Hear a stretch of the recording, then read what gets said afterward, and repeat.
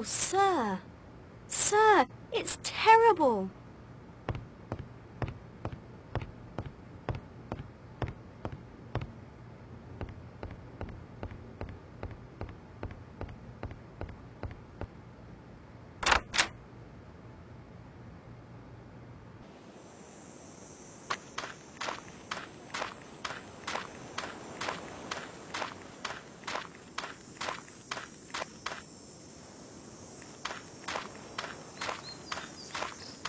Please, not now, Monsieur Poirot. The wife is too distraught to speak.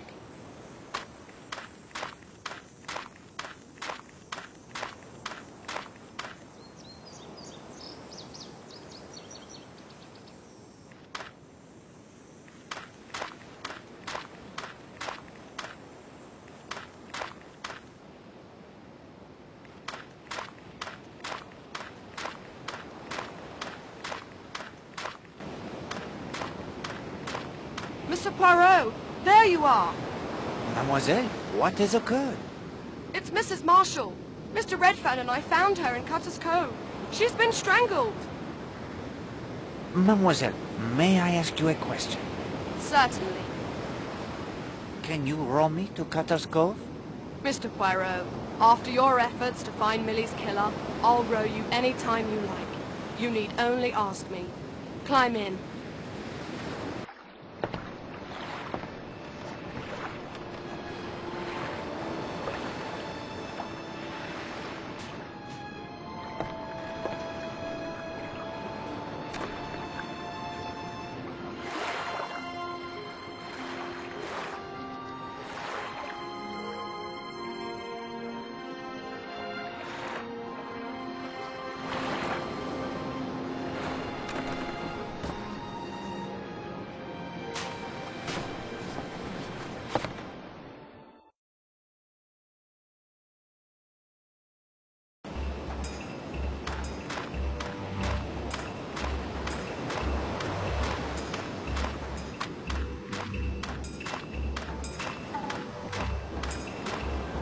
Oh, Poirot!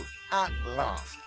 Listen, you know how strapped I am right now with the evacuation, the Home Guard, and now with colonists. If you could lead the investigation, I would be your debt. I will help in any way I can, my friend. Thank you. You just missed Dr. Neaston, the coroner. My men have done a cursory search of the cove. We'll be back shortly to collect the remains and with equipment to do a better job. Who called you? George Strum, bathing beach attendant, showed up on my doorstep. Miss Brewster sent him. As luck would have it, Neaston was with me, so we came right over. What could Dr. Neaston tell you about that time of day? He put the time of the murder somewhere between 11:15 and 12, just before Redfern and Miss Brewster showed up. The cause of death was strangulation? Oh yes, no doubt about that. Handprints are very clear on the neck. Neaston may be able to tell us more after the autopsy, but it's pretty clear a very strong pair of hands did that to her. That's all I have for now. Poirot, I hate to drop this thing in your lap like this. Do not concern yourself, my friend. Look around all you like. Make sure everyone knows you speak with my authority. Do a background check on everyone on the island. I should have a report to you at the police station later this afternoon. Thank you, Colonel.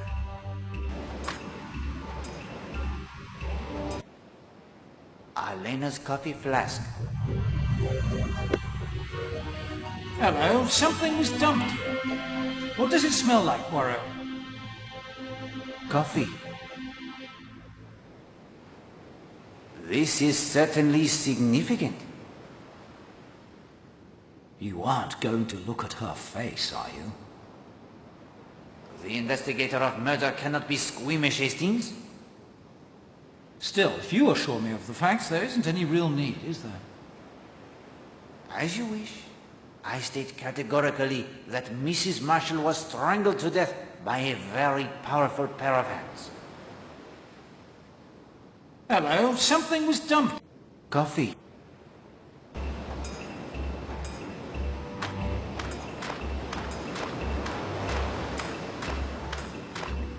What? Oh, Poirot. May I put to you some questions, Monsieur Redfern? How did you and Mademoiselle Brewster come to be rowing together? I asked Miss Brewster if I could join her. Why did you do that? Monsieur Redfern, there is no longer the luxury of playing the little games. Now is the time for truth. Elena and I were accustomed to swimming together each morning. When I didn't see her on the beach, I went looking for her. She wasn't up at the hotel. I saw Miss Brewster getting the rowboat ready. That's when I got the idea that if we rowed around the island, I might find her, Elena. I offered to row first. We set off. What time did you arrive here? Sometime before 12. I don't know exactly. Tell me what you thought when you saw Mrs. Marshall. Well, I wasn't pronounced for Muslim. I couldn't understand why she didn't know. I couldn't understand this at all. I rowed for the beach. I wanted to find out what she was doing. What happened after the boat beached? I called out to her, but she didn't answer. She just lay there. I went over to her. There was something strange. She was so still. I knelt beside her, touched her hand, then her arm. She didn't react at all. Then I lifted her. My God, her face. It was dark, mottled. Those marks, handprints on her neck. Steady? I'm sorry. She was so beautiful. How could anyone spoil that? Who went for help? Miss Brewster. I had this idea. I wanted to protect Elena. It's stupid, I know. She was beyond anyone's protection. I sat near her, but couldn't take that. I came over here and waited until the police arrived. Is there anything you saw or thought that might help us? I'm sorry. Let me think. Take your time. There was one thing. I heard a noise while I was still over near Elena. What was it? A clatter on the rocks near the ladder. Something falling. Not a rock, though. Something light. I may have more questions for you later.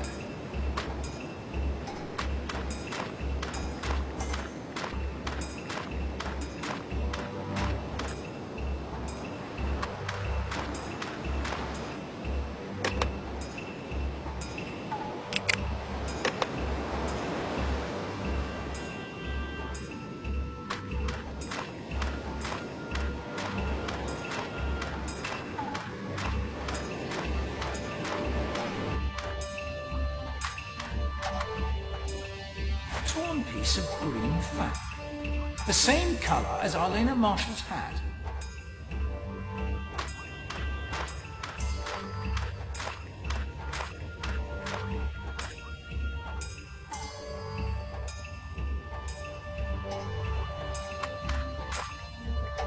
A smashed bottle with a bit of fluid left in it. And the fluid has the distinctive odor of an expensive perfume. That mud looks like it was placed there deliberately. And there's something shiny underneath.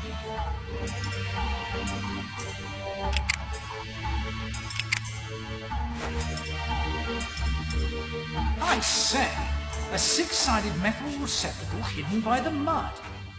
The mud must have been applied fairly recently, and the metal looks shiny, almost new. And that shape, it reminds me of something. It's like the receptacle for a winch harp you find on the masts of some sailboats to winch the sail up and down.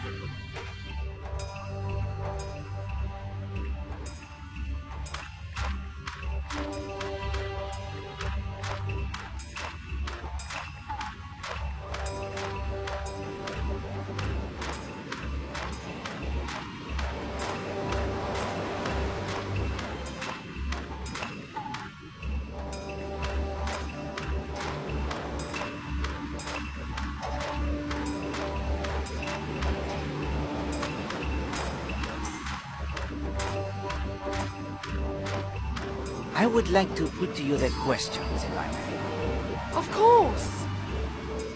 How did you and Monsieur Redfern come to be rowing together? After you saw me at Rocky Bar, I changed and was about to set out on my morning row when Mr. Redfern asked if he could join me. What time did you arrive here?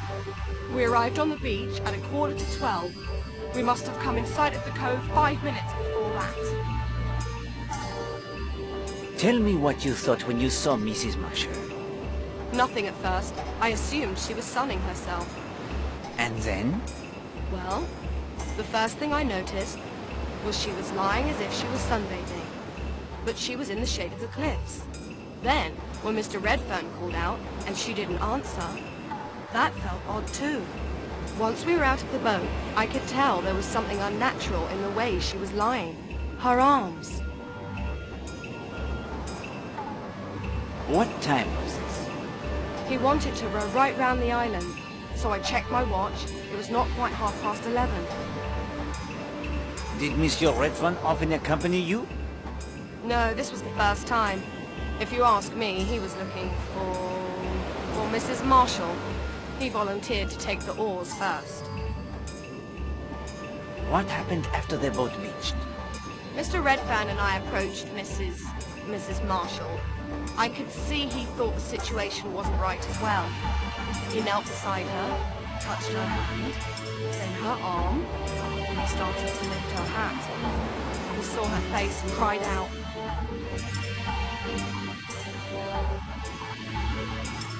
Who went for help? I did. We both knew someone had to. I'm not the kind of woman who'd ever admit to feeling fear, but I was secretly thankful when Mr. Redfern offered to stay with the body. I understand perfectly, mademoiselle. You must have reproached yourself. Is there anything you saw or thought that might help us? No, I don't believe so. Yes, there is something. She was strangled, just like Millie and the other woman, Alice Corrigan. 3 women strangled in South Devon within a few months of one another. Can that be just coincidence? Anything is possible, mademoiselle. But I will agree that coincidence in this case seems highly unlikely. I may have more questions for you later. Of course. I may have more questions for you later. Of course.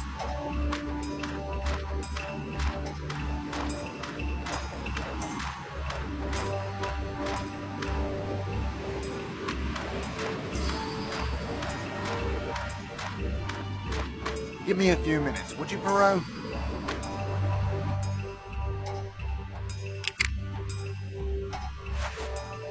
I'll just snip a piece of fabric from the hat.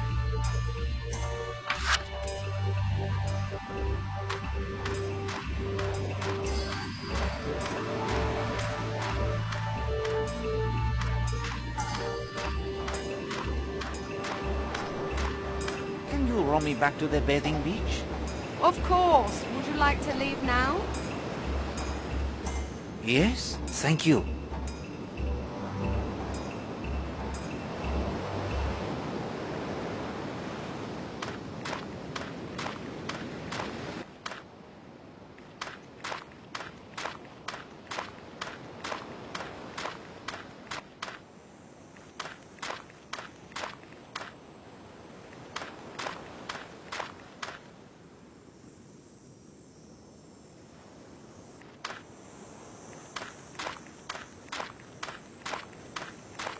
May I have a word with you? Colonel Weston told us to cooperate with you, Mr. Poirot, and of course we will, in any way we can. But this has been a very bad shock to me, and Mr. Gardner is always very, very careful of my health. Isn't that so, Oakley? Yes, darling. Mrs. Gardner is very sensitive. I appreciate you speaking with me.